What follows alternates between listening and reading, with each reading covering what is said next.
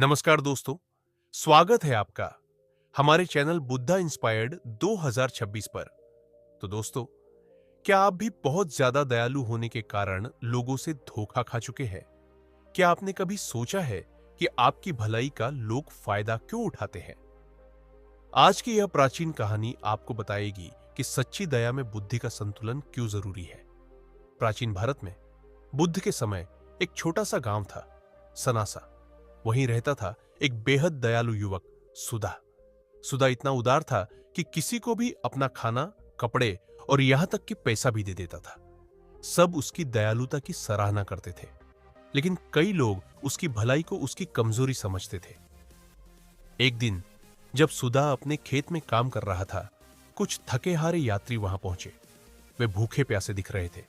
सुधा ने बिना सोचे समझे उन्हें घर ले गया, उन्हें खाना दिया, पानी दिया, आराम करने की जगह दी। लेकिन रात होते होते वे यात्री उसकी दयालुता का फायदा उठाने लगे। उन्होंने ज्यादा मांगना शुरू कर दिया, उसका घर अस्त व्यस्त कर दिया, सामान ले गए और बिना धन्यवाद कहे चले गए। सुधा टूट गया, उसका दिल दुख और निराशा से भर गया। सोलह पाने के लिए सुधा बुद्ध के पास पहुंचा। बुद्ध बोधि वृक्ष के नीचे शांत बैठे थे। सुधा रोते हुए बोला, सुधा, गुरुदेव, मैं हमेशा दयालु रहा, पर लोग मेरी भलाई का फायदा उठाते हैं। मैं कहाँ गलत हूं? बुद्ध ने करुणा से उसकी ओर देखा और बोले, बुद्ध, सुधा, दया और उदारता महान गुण है, लेकिन बुद्धि के बिना दया दर्द देती है। सुनो, मैं तुम्हें एक कहानी सुनाता हूं। दूर एक राज्य में राजा आनंद नाम का एक उदार और निष्पक्ष राजा रहता था। उसके महल में एक सुंदर बगीचा था, दुर्लभ फूलों, फलों और साफ तालाब से भरा हुआ। एक दिन कुछ भिक्षु आए। राजा ने उन्हें स्वागत किया, भोजन, पानी और विश्राम दिया। धीरे धीरे राजा की दयालुता की ख्याति फैल गई और फिर हर तरह के यात्री आने लगे, कुछ अच्छे और कुछ लालची। इन लालची लोगों ने बगीचे को नुकसान पहुंचाना शुरू कर दिया। फूल तोड़ दिए, फल बर्बाद कर दिए, तालाब गंदा कर दिया।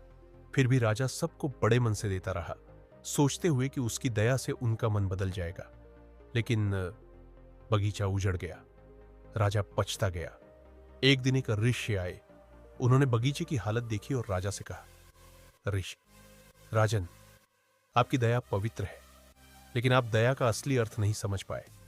दया नदी की तरह होनी चाहिए, बहती हुई, लेकिन सीमाओं के साथ। अगर सीमाएं ना हो तो नदी खुद भी गंदी हो जाती है। सच्ची दया वही है जो दूसरों को भी बचाए और खुद को भी। राजा ने अपनी गलती समझी और बुद्धि के साथ दया का संतुलन बनाया। धीरे धीरे बगीचा फिर खिल उठा।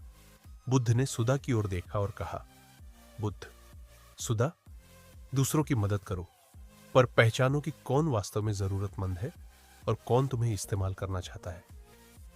दया में बुद्धि जोड़ोगे तो तुम्हारी दया तुम्हारी ताकत बन जाएगी, कमजोरी नहीं। सुधा अपने गांव लौट आया। वह अब भी दयालु था, लेकिन अब वह सीमाएं जानता था। वह सच्चे जरूरतमंदों की मदद करता और लालची लोगों से विनम्र लेकिन दृढ़ता से ना कह देता। उसका जीवन बदला, खेत फलने लगे, घर सुरक्षित रहा, मन शांत हुआ। गांव वाले भी उससे प्रेरित हुए और दया व बुद्धि का संतुलन सीख गए। दया अच्छी है, लेकिन दया प्लस बुद्धि से सच्ची, सुरक्षित और टिकाऊ भलाई। अगर आपको यह कहानी पसंद आई हो तो लाइक करें, कमेंट में अपनी राय लिखें और ऐसे ही प्रेरणादायक वीडियो के लिए सब्सक्राइब जरूर करें। हम मिलते हैं अगले वीडियो में। धन्यवाद दोस्तों।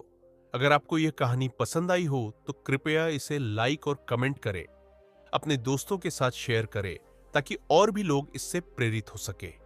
और हां, अगर आपने अभी तक हमारे YouTube चैनल को सब्सक्राइब नहीं किया तो सब्सक्राइब करें ताकि हर रोज आपको ऐसी और भी प्रेरणादायक कहानियां सुनने को मिल सके। धन्यवाद। नमो बुद्धाय।